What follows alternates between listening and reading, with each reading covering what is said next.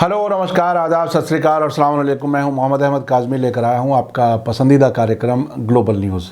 इस वक्त की बड़ी खबर अमेरिका से है, जहां फॉर्मर प्रेसिडेंट डोनाल्ड ट्रंप ने प्रेसिडेंट जो बाइडेन पर इल्ज़ाम लगाया है कि वे और कांग्रेस में डेमोक्रेट मेंबर्स इजराइल को ख़तरे में डाल रहे हैं। उन्होंने ये दावा भी किया है कि उनकी हुकूमत के दौर में अमेरिका और इजराइल के बीच सबसे अच्छे ताल्लुकात थे। उन्होंने जो बाइडेन पर इल्ज़ाम लगाया है कि वो ईरान के सामने झुक गए हैं। टाइम्स ऑफ इजराइल के मुताबिक डोनाल्ड ट्रंप ने सैटरडे को लॉस वेगास में रिपब्लिकन यहूदी कमेटी की सालाना कॉन्फ्रेंस में एक वीडियो मैसेज के जरिए कहा है कि उनके जानशीन प्रेसिडेंट जो बाइडेन और कांग्रेस के डेमोक्रेट इजराइल को खतरे में डाल रहे हैं। ट्रंप ने इस बात पर भी जोर दिया है कि वे किसी भी दूसरे प्रेसिडेंट के मुकाबले में इजराइल के लिए एक बेहतर दोस्त थे और उन्हें इस बात पर फख्र है। वे इजराइल अमेरिका दोस्ती को नई सतहों पर ले गए थे।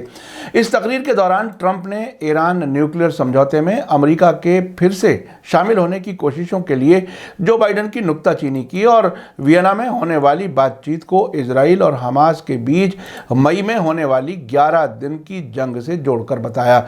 उन्होंने इजराइल के साथ दोस्ती पर फख्र जताते हुए कहा कि जो बाइडेन ईरान के सामने झुक गए हैं। उन्होंने कहा कि मेरी सरकार से बढ़कर कोई भी इजराइल का दोस्त नहीं था। हमारी सरकार के दौर में अमेरिका और इजराइल के बीच जितने मजबूत ताल्लुकात थे उतने कभी भी नहीं रहे। हमने यरूशलेम को इजराइल की राजधानी के तौर पर तस्लीम किया, यरूशलेम में अमेरिकी एम्बेसी का इफ्तिताह किया और गोलान हाइट्स पर इजराइल के हक को तस्लीम किया था।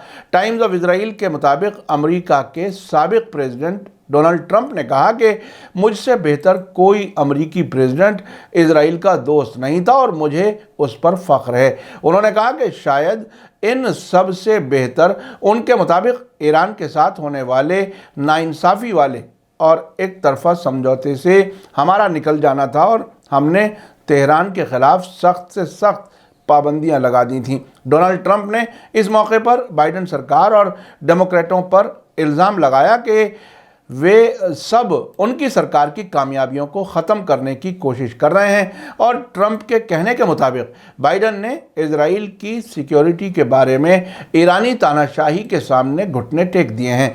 लास वेगास में होने वाली यहूदियों की इस कॉन्फ्रेंस में ट्रंप सरकार में वाइस प्रेसिडेंट रह चुके माइक पेंस ने भी बाइडेन की नुक्ताचीनी की और उन पर इजराइल का साथ छोड़ देने का इल्ज़ाम लगाया। उन्होंने बाइडेन के उस इरादे की भी नुक्ताचीनी की जिसमें उन्होंने न्यूक्लियर समझौते में वापसी के लिए अपनी ख्वाहिश का ऐलान किया है। आपको याद दिला दूं कि डोनाल्ड ट्रंप ने तकरीबन एक हफ्ते पहले कहा था कि अब से पहले इजराइल अमेरिकी कांग्रेस को कंट्रोल करता था, लेकिन अब ऐसा नहीं है क्योंकि अब इजराइल अमेरिका में कमज़ोर पड़ा है। मशहूर रेडियो शो 570 KVI के होस्ट आरी हॉफमैन के साथ 1 नवंबर को इंटरव्यू के दौरान डोनाल्ड ट्रंप ने कहा था कि 10-15 साल पहले इजराइल अमेरिकी कांग्रेस की सरगर्मियों को कंट्रोल करता था, पर अब ऐसा नहीं है। ट्रंप ने कहा था कि कांग्रेस में जिस सबसे बड़ी तब्दीली का मैं गवाह रहा हूं वो ये है कि इजराइल सही मायने में कांग्रेस का मालिक था और इस बात को 10-15 साल पहले समझा जा सकता था। ट्रंप ने आगे कहा कि इस वक्त इसका उल्टा है और अब वहाँ पर इल्हान उमर और अलेक्जेंड्रिया ओकासो कार्टेज जैसे लोग हैं और ये वे लोग हैं जिन्हें इजराइल से नफ़रत है और बहुत ज़्यादा इजराइल से नफरत है और अब ये लोग कांग्रेस को कंट्रोल करते हैं। अब अमेरिकी कांग्रेस में इजराइल की पकड़ नहीं रही है। ट्रंप ने कहा कि मेरा कहने का मतलब यह है कि हकीकत में बड़े ताज्जुब की बात है, मैंने कभी नहीं देखा कि इतना बड़ा बदलाव आया हो। इजराइल की पहले अमेरिकी कांग्रेस पर इतनी पकड़ थी और उसका हक भी था, पर अब ऐसा नहीं है, यकीन नहीं आता। आखिर में आपको याद दिला दूं कि अगर आपने अभी तक media star world YouTube channel subscribe नहीं किया है तो सब्सक्राइब कर लें और घंटी दबाना ना भूलें। और अगर आप हमें फेसबुक पर देख रहे हैं तो हमारे पेज को लाइक करें ताकि हमारी हर नई वीडियो की खबर आपको सही वक्त पर मिल सके। इसी के साथ मुझे दीजिए इजाज़त। ग्लोबल न्यूज़ का ये एपिसोड आपको कैसा लगा कमेंट्स में ज़रूर लिखें। थैंक यू, धन्यवाद, शुक्रिया। जय भारत, जय हिंद। मीडिया स्टार वर्ल्ड के और वीडियो देखने के लिए हमारे चैनल को सब्सक्राइब करें और सीधे नोटिफिकेशन पाने के लिए बेल आइकन दबाएं।